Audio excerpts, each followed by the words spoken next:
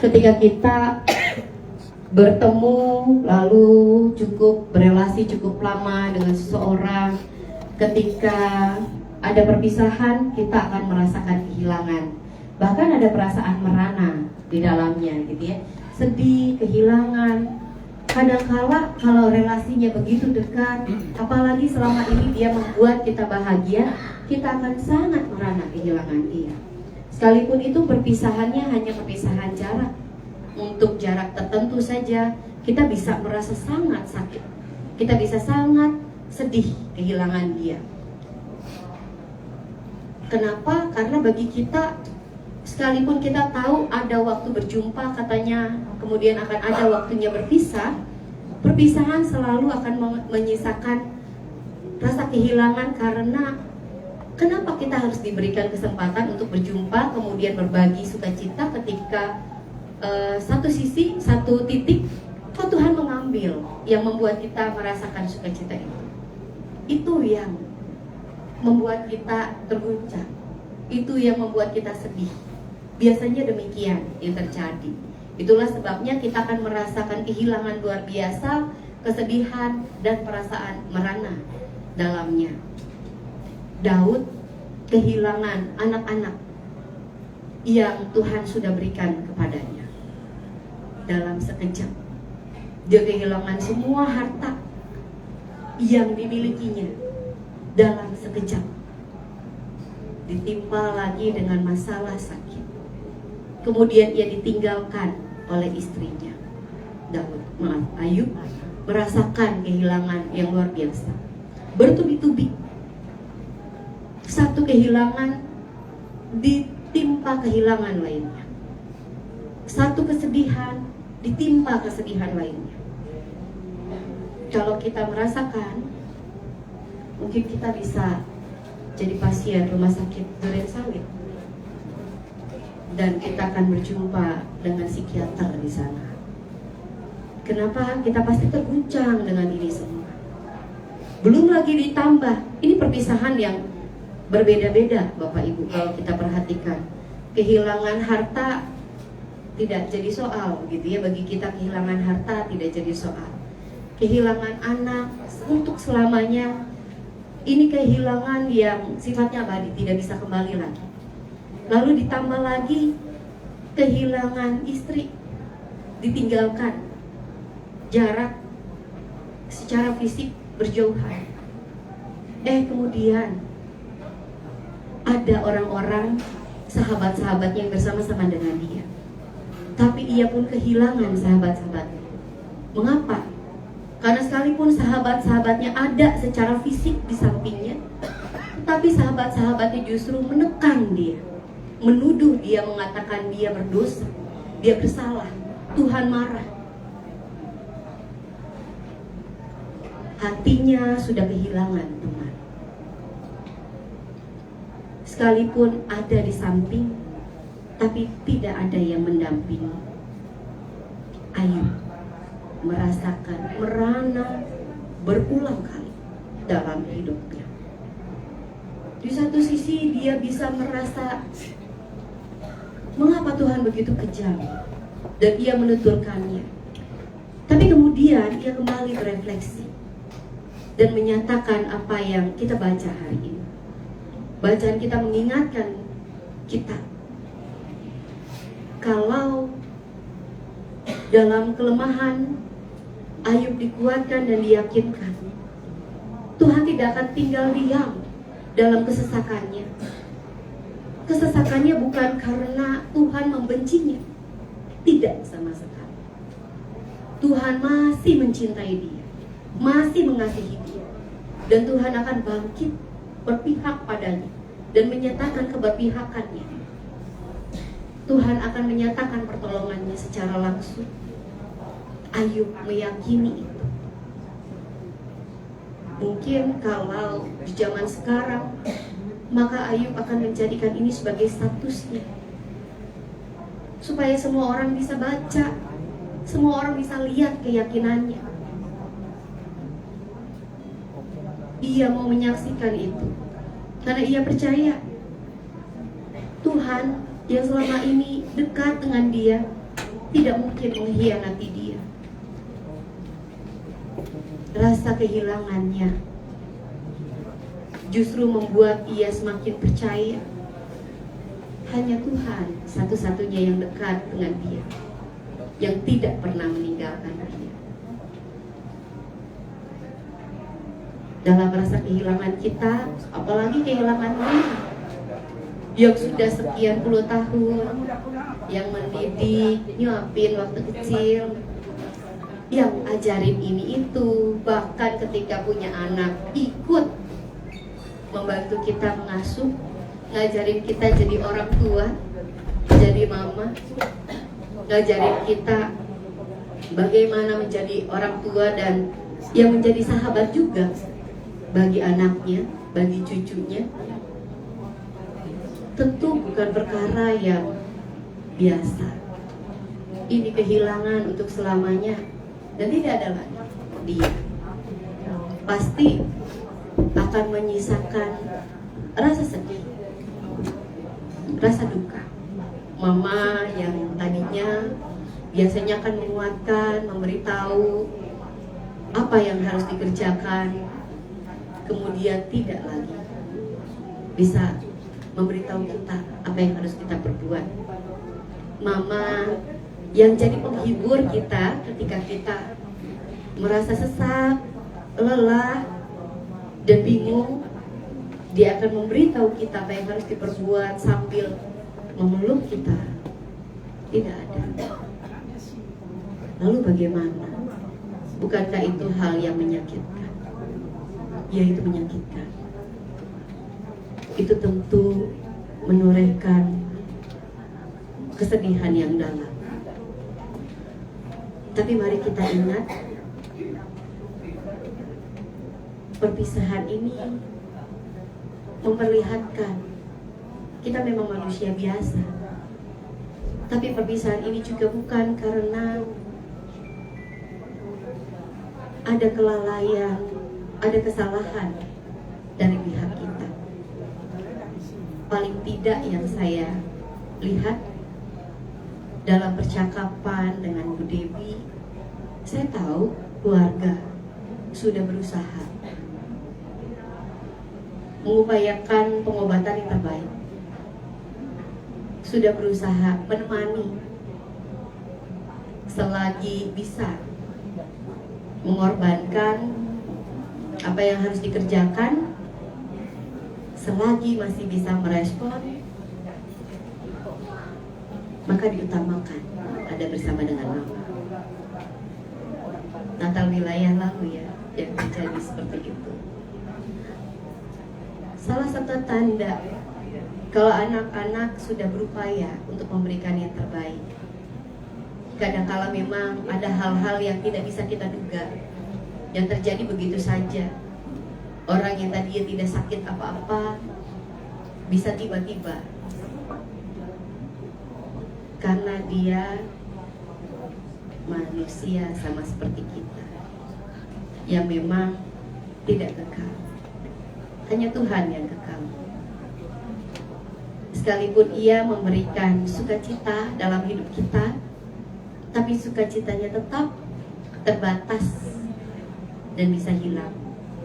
Hanya Tuhan yang bisa memberikan sukacita yang menentukan, yang tidak terbatas waktu dan jumlahnya. Karena itu dalam rasa kehilangan kita, mari kita meminta, melihat lagi kepada Tuhan, memandang Dia, agar kiranya Tuhan yang boleh menggantikan rasa duka itu dengan suka. Karena Ia sumber sukacita bagi kita. Amin. Bapak Ibu, mari kita bersama-sama menaikkan pujian ini, pujian yang mengingatkan kita kalau sejatinya kita memerlukan Tuhan dan inilah yang paling kita butuhkan. Mari kita nyatakan keinginan hati kita untuk dekat dengan Tuhan. Pegang tanganku, NKB 189.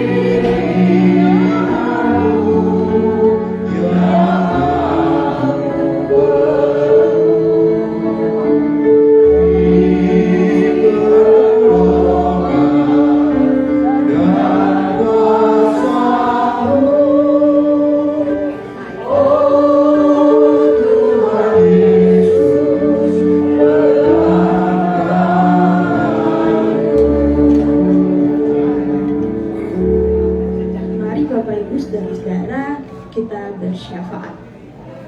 Allah yang baik, kami mengucap syukur atas sapaan firman-Mu yang kiranya juga dapat menjadi penuntun dalam kehidupan kami, yang menguatkan kami dan memberi penghiburan bagi kami di tengah rasa duka yang alami.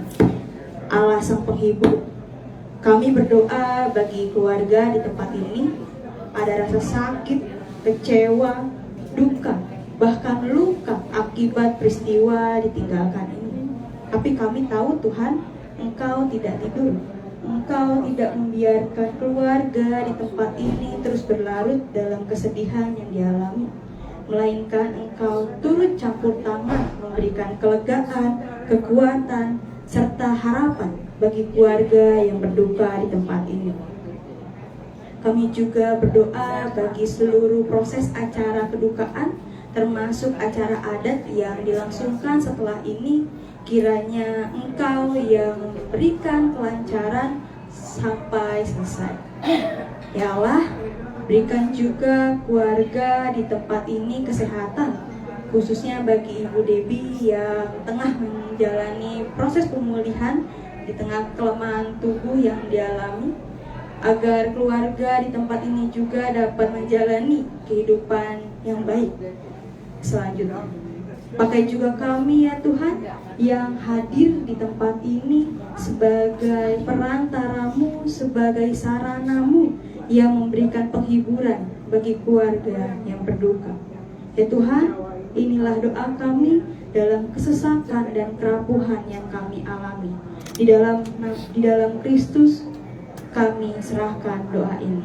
Amin.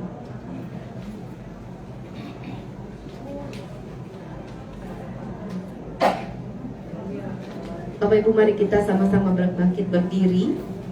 Mari kita menyanyikan Kidung Jemaat 396 bait yang pertama, kedua, dan yang keempat, Yesus segala-galanya. Bye.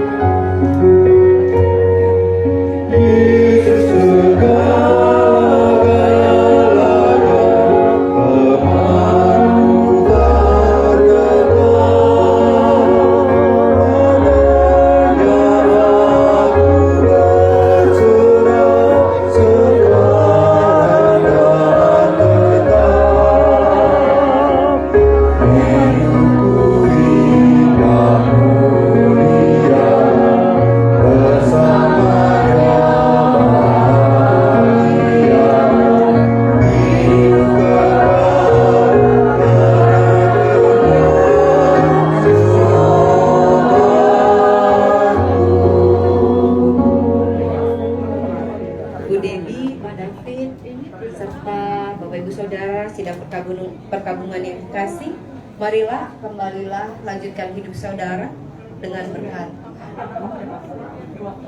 Allah Sang Maha Kuasa memberimu kekuatan dalam segala kelemahanmu. Yesus Kristus Sang Sumber Cinta memberimu limpahan kasih-Nya, sehingga kau tak merasa sendirian dalam menjalani kesedihan. Dan Roh Kudus menolong, menata hari-harimu dari dahulu, sekarang, dan selama-lamanya. Amin. Bapak